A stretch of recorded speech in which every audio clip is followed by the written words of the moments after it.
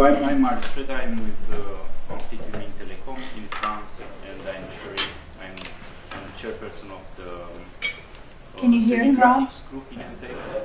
And we start 3D graphics actually just after VRML finished in '97. So we start first version of MPEG 4 in 3D graphics was in '98. Okay, I have to do it. And in the last 2 years, we start dealing with AR.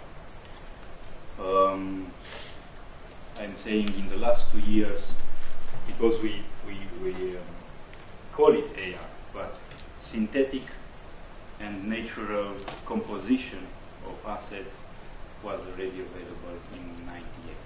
Okay, I will not go in the history, but I want just to tell you what we have today.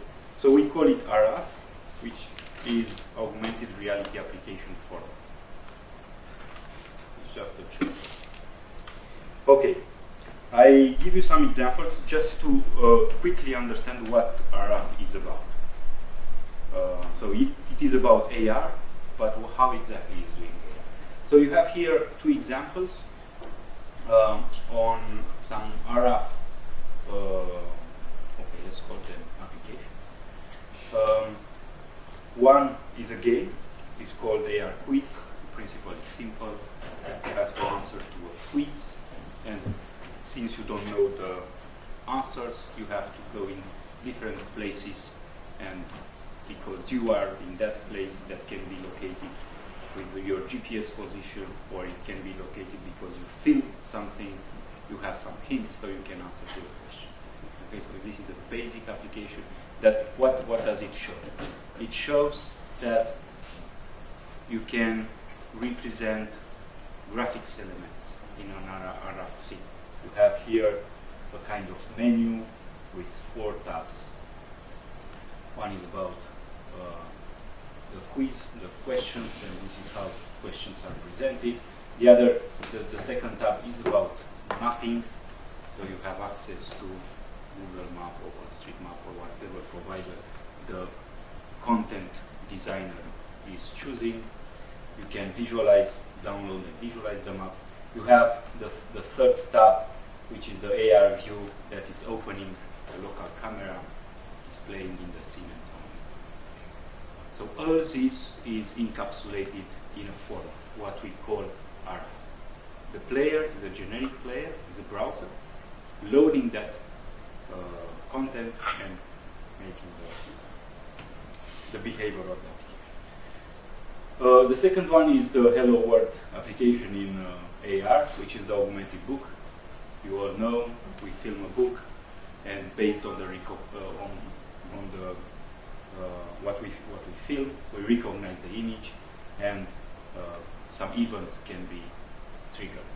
In MPEG case, it's relatively easy because multimedia events can be triggered, like an audio track for this case. This is a book. When this guy is recognized, the audio track of the text here is triggered. Okay? So all these are available. Some other examples exist, but this is just to set up the scene. Okay, to summarize, the MPEG vision is not changed for years, in the sense that how we see AR is to have on one side the AR browser, which is a generic player, let's call it player, and on the other side to have the content. So in that case, what we formalize is the representation of the content. Okay. So what is the job of the browser? To retrieve by pointing to overlays, to retrieve scenarios from a resource, internet, whatever. Start video acquisition, because AR mainly is about augmenting images and videos captured by the camera. Track objects that are in the scene, recognize them by using some visual signatures, and MPEG has a dedicated word to what is called compact descriptors for visual objects, where what MPEG standardizes the descriptor itself, not the way how you extract it, by the way how you present it. To recover the camera pose by implementing different registration algorithms. To have access to 3D graphics resources. This is also important because it is expected that in AR cases, is like in virtual worlds, we don't load the entire scene at the beginning, but we load the objects when we consume the experience. So compression is important. To compose the scene, compose the graphics user interface, get inputs from other sensors, not only camera, but also other sensors that will come later. And to do so by building that experience. Once again, that experience is designed by a designer. Okay, by doing so, actually this is not new at all. We had the wonderful success of Adobe with Flash, providing exactly the same thing, completely separating how you author and how you consume. So you know the advantages of that approach. So there is no need to develop application for individual platforms. You have the player. That player is supposed to be built in by the manufacturer of the device, and then you just consume. Same vision, but more illustrated. On one side we have the player, which is in a phone or whatever device it will be tomorrow. They change the name every year. On the other side we have the authoring tools, and this is out of the scope of the standard. Authoring tool, everybody will create his authoring tool. You can create in WordPad, but more intelligent solutions would be more intuitive to use. And what is between is the form. Okay. And in RF, this is a combination. In RF, it comes in two flavors, an XML and a binary. And it looks very similar to what is showed here for people that have already a good knowledge of X3D. You can see it as an extension of X3D. This also can be translated in the kind of high-level architecture, where in the middle we have what we call the player that will take as an input, we call it AR document now in the reference model. It changed the name every meeting, but probably it will remain AR document. So this AR document is produced by the authoring tool.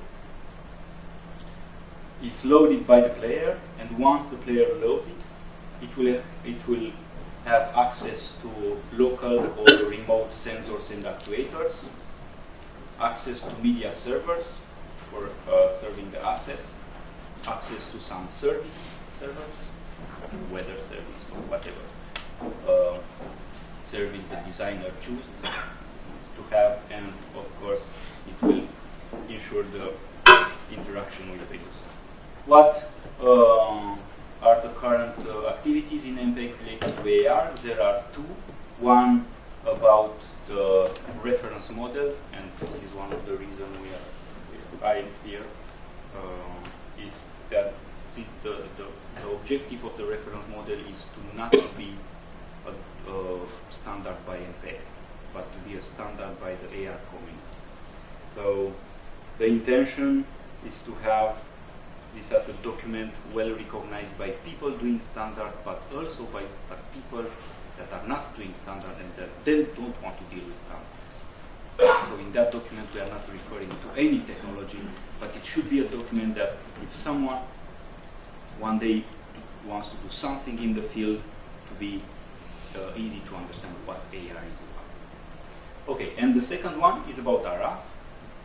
RF is a collection of MPEG tools, MPEG for scene, MPEG for sensors, MPEG for compression. So it gives, let's say, atomic solution. You have it. want to go in that direction, you have everything on the table to produce content, consume content. Okay, so as I mentioned, there are 3 components in this RF about the scene graph. There are some nodes which exist before in MPEG 4 part 11, or even you can consider in X3D because this is common with X3D. But there are some other new prototypes about map services, about reference signal to compare what you get from the sensors with stored representation, image, audio. And the second direction is connection with the sensors. There are several of them supported today: orientation, position, velocity, acceleration, GPS, geomagnetic, altitude, and so on, plus couple. Okay, that is the list. So the extended list is about 64 XML elements. In general, the game that you saw, the AR quiz, is using not more than 16. So in general, with a profile that is not very rich, you can do very complex applications. The point is to keep it very easy to design applications.